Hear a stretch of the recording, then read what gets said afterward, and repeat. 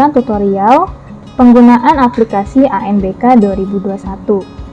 Sebelum kita mulai, saya akan menjelaskan secara singkat apa itu ANBK. ANBK adalah singkatan dari Asesmen Nasional Berbasis Komputer, yaitu program penilaian terhadap mutu setiap sekolah, madrasah, dan program kesetaraan pada jenjang dasar dan menengah.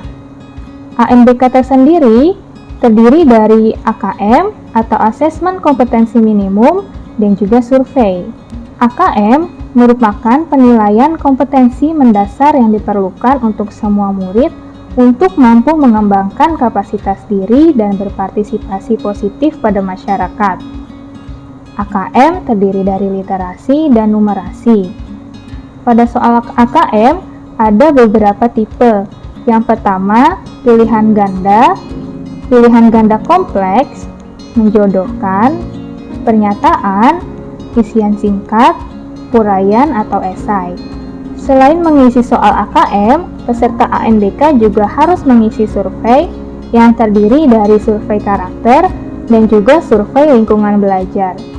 Untuk lebih jelasnya, mari kita simak tutorial penggunaan aplikasi ANBK yuk.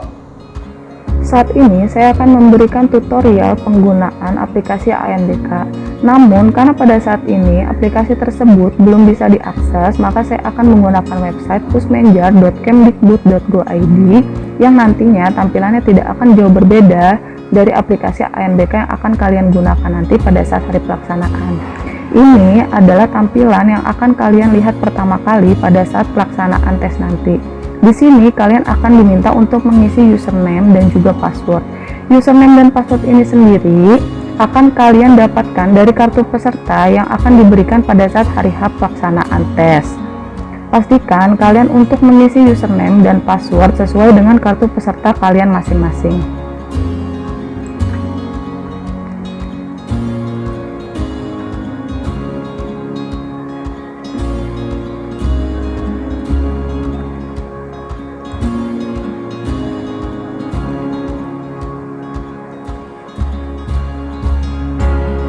Setelah kalian selesai mengisi username dan password, klik login. Setelah kalian melakukan login, kalian akan dihadapkan dengan tampilan konfirmasi data peserta yang berisi kode NIK, nama peserta, jenis kelamin, mata ujian, nama peserta, dan tanggal lahir. Untuk kode NIK, nama peserta, dan mata ujian akan otomatis langsung terisi. Kalian hanya perlu mengisi bagian jenis kelamin, nama peserta yaitu nama kalian sendiri, dan juga tanggal lahir kalian. Lalu di sini terdapat kolom token. Untuk token sendiri akan kalian dapatkan dari proktor kalian masing-masing pada saat hari H pelaksanaan ujian. Sekarang saya akan mencoba mengisinya.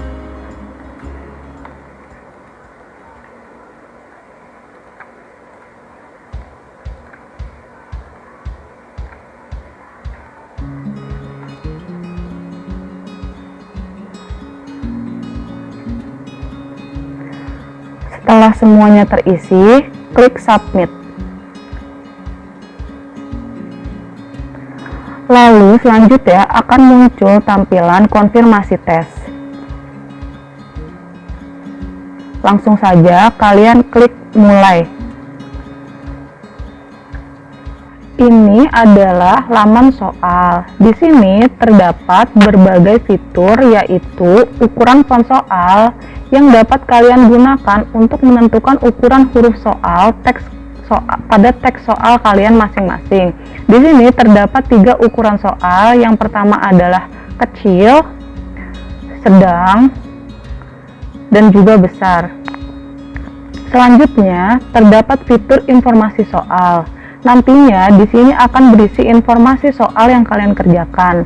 Namun karena pada saat ini saya tidak menggunakan aplikasi ANBK, maka fitur ini masih kosong.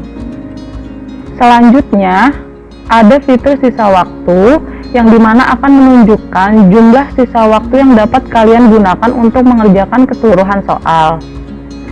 Lalu di sini terdapat fitur daftar soal. Fitur ini dapat kalian gunakan untuk mengetahui jumlah soal yang harus kalian kerjakan secara keseluruhan. Di sini terdapat 21 kotak nomor soal yang menandakan bahwa saya harus mengerjakan 21 soal dalam tes AKM kali ini. Di sini terdapat kotak berwarna hitam yang menandakan bahwa saya telah mengerjakan soal tersebut. Lalu kotak berwarna biru yang menandakan bahwa saya sedang mengerjakan soal tersebut. Sedangkan kotak berwarna putih yang menandakan saya belum mengerjakan kotak tersebut. Sekarang saya akan mencoba untuk mengerjakan soal di kotak nomor 2. Saya akan mencoba menjawab. Karena saya masih merasa ragu pada jawaban saya, maka saya akan mencentang fitur ragu-ragu berwarna kuning di bawah sini.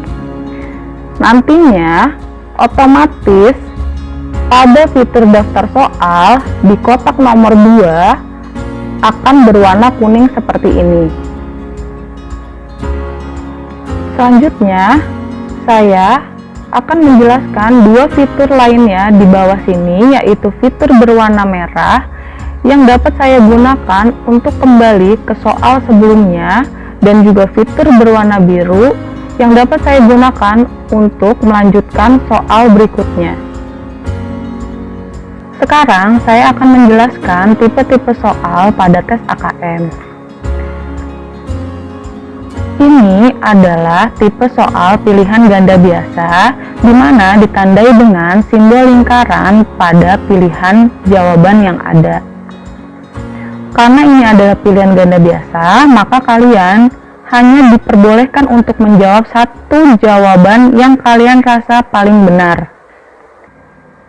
Selanjutnya, ini adalah tipe soal pilihan ganda kompleks yang dimana ditandai dengan simbol persegi di samping jawaban yang ada. Karena ini adalah tipe soal pilihan ganda kompleks, maka kalian diperbolehkan untuk menjawab lebih dari satu jawaban pada soal ini. Lalu, ada tipe soal pernyataan seperti ini, di mana kalian diharuskan untuk mencentang salah satu jawaban di tiap baris pernyataan yang ada seperti ini, sesuai dengan teks yang ada di atas. Selanjutnya, ada tipe soal isian singkat, di mana kalian dapat mengisi jawaban di kotak kosong yang tersedia ini. Selanjutnya, ini adalah tipe soal menjodohkan, di mana kalian diharuskan untuk menjodohkan tabel kiri dengan tabel kanan. Namun, bila kalian merasa bahwa kalian ingin mengganti jawaban, kalian dapat menggunakan fitur ganti jawaban di bawah sini, sehingga tabel akan kembali seperti semula. Ini adalah tipe soal yang terakhir, yaitu uraian, di mana kalian diharuskan menjawab di kotak jawaban yang telah tersedia. Tanda dari soal uraian ini adalah tersedianya kotak jawaban yang lebih besar, sehingga kalian dapat mengisi jawaban kalian dengan lebih panjang. Itu adalah tipe-tipe soal yang ada pada tes AKM. Sekarang saya akan mencoba untuk menyelesaikan soal yang belum dikerjakan. Setelah kalian menyelesaikan soal terakhir, pastikan kalian untuk mengecek kembali apakah kalian telah menyelesaikan seluruh soal-soal pada tes AKM dengan cara mengklik fitur daftar soal di atas. Nah, ternyata di sini masih terdapat kotak soal berwarna putih dan juga berwarna kuning. Maka dari itu, saya harus kembali ke soal tersebut. Pertama-tama, saya akan menyelesaikan kotak soal berwarna putih.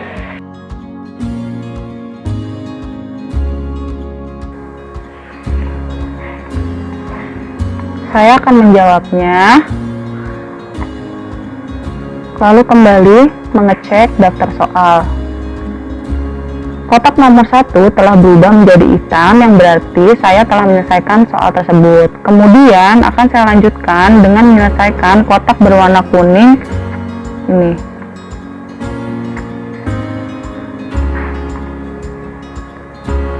Selesai menjawab, pastikan kalian untuk menghilangkan centang pada fitur ragu-ragu buah ini, sehingga otomatis nanti pada daftar soal akan berubah menjadi warna hitam seperti ini.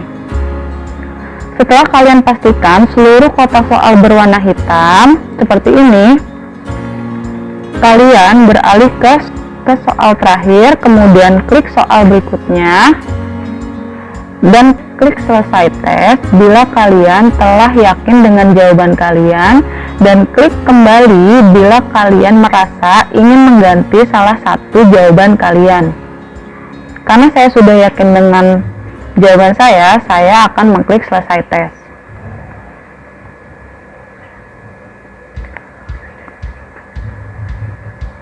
Nanti pada saat pelaksanaan di hari H akan muncul survei lingkungan ataupun karakter dengan jeda kurang lebih selama 4 menit setelah kalian menyelesaikan tes. Isilah survei lingkungan dan karakter tersebut dengan sebaik-baiknya. Sekian tutorial penggunaan aplikasi ANDK dari saya. Tetap semangat dan sampai jumpa di pelaksanaan ANDK nanti. Terima kasih.